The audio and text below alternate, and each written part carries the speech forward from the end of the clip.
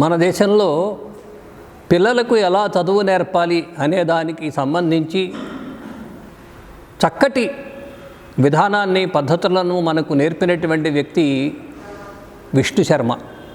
విష్ణు శర్మ అంటే పంచతంత్రాన్ని రచించినటువంటి విష్ణు శర్మ. కథల ద్వారా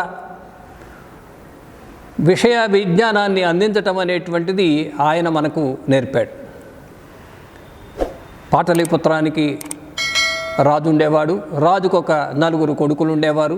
వాళ్ళు ఆటపాటలతో కాలం గడుపుతూ ఉండేవారు. కాబట్టి వారికి చదువు సంధ్యలు అబ్బలేదు. అటువంటి పరిస్థితుల్లో వీళ్ళని విద్యావంతులు చేయగలిగిన వారికి ఏదో బహుమానం ఇస్తాను అని ఆ రాజుగారు ప్రకటిస్తే వచ్చినటువంటి విష్ణు శర్మ మొదట ఆ పిల్లల్ని అడిగట, మీకు ఏమంటే ఇష్టము, పొద్దున్నుంచి సాయంత్రం దాకా ఏం చేస్తుంటారు అని.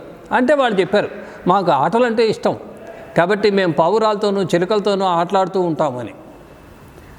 అప్పుడు ఆ పావురాలతో ఆటలు ఆడటం మొదలుపెట్టించి దాంట్లోంచి క్రమంగా కథలు చెబుతూ ఆ కథలలోంచి విజ్ఞానాన్ని నూరిపోసి వాళ్ళని మరి రాజకీయమైనటువంటి బాధ్యతలు నిర్వహించడానికి సమర్థులైనటువంటి వ్యక్తులుగా ఆయన తయారు చేశాడని చెప్తారు.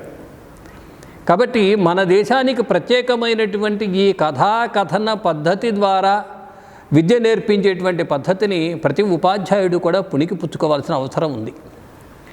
పిల్లలకు కథలు చెప్పాలంటే ఎటువంటి కథలు చెప్పాలి, దీన్ని ఎంచుకోవటం, ఆ కథలను ఒక వరుసలో పేర్చుకోవటం, ఆ వయస్సుకి వాళ్ళ గ్రహణ శక్తి ఎంత ఉంటుందో వాటిని చెప్పటము మనం అభ్యాసం చేయాలి.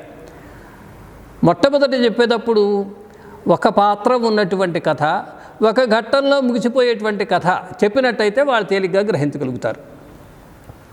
ఉదాహరణకి ఒక కథ చెప్తాను. ఒక కుక్క ఉంది. ఆ కుక్కకి ఒకరోజు ఒక ఎముక ఉన్నటువంటి మాంసం ముక్క, ఆ ఎముకకి మాంసం కొద్దిగా ఉంటుంది, మొత్తం మీద అది ఎముక మాంసము 2 కలిపి ఉన్నటువంటి ముక్క దొరికింది. దాన్ని నోట్లో కరుచుకుని అది పోతూ ఉంది. అలా పోతూ ఉండగా దారిలో ఒక చిన్న ఏరు, ఆ ఏరు మీద ఒక వంతెన, కాలువ మీద ఒక వంతెన ఉన్నాయి. ఆ కాలువ మీద పోతూ ఉన్న సమయంలో కింద ఉన్నటువంటి కాలువలోకి తొంగి చూస్తే దానికి ఇంకొక కుక్క కనిపించింది. ఆ కుక్క నోట్లో కూడా మాంసం ముక్క ఉంది, ఎముక ముక్క ఉంది.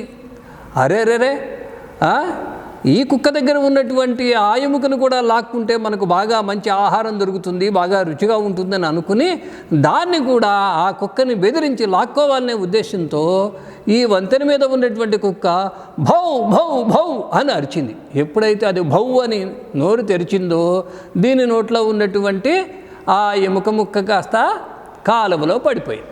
అంటే దురాశ దుఃఖమునకు చేటు అని ఈ కథ యొక్క నీతిగా మనకు చెప్తూ ఉంటారు.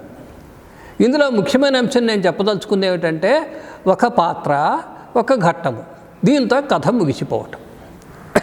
దీని నుంచి క్రమంగా మనం 2 పాత్రలు ఉండేటువంటివి, 2 ఘట్టాలు ఉండేటువంటి వాటిని ప్రవేశపెట్టవచ్చు. అట్లా మొదలుపెట్టి క్రమంగా విస్తృతమైన ప్రపంచాన్ని పరిచయం చేయాలి. మనకు చిన్నప్పుడు చెప్పేటువంటి కథలలో అపారమైనటువంటి విజ్ఞానం దాగి ఉంది. ఈ అపారమైన విజ్ఞానం అంతా 1వ తరగతిలోనే ఉన్నప్పుడు విద్యార్థి దృష్టికి రాకపోవచ్చు. కానీ అది బీజ రూపంలో నిక్షిప్తమైనప్పుడు ఉత్తరోత్తర అది ఉపయోగానికి వచ్చినప్పుడు దాని నుంచి ఎంతో ప్రయోజనం పొందగలుగుతారు. కాబట్టి ఇటువంటి అనేక కథలు, ఎన్ని కథలు మనం నేర్చుకుని పేర్చుకుని సందర్భానుసారంగా పిల్లలకు చెప్పగలుగుతామో అంతగా వారు తెలివితేటలు వృద్ధి చెందిన వారై తమ రంగాల్లో ఉత్తరోత్తర వాళ్ళు రాణిస్తారు, దేశ ప్రగతికి బంగారు బాటలు పరుస్తారు.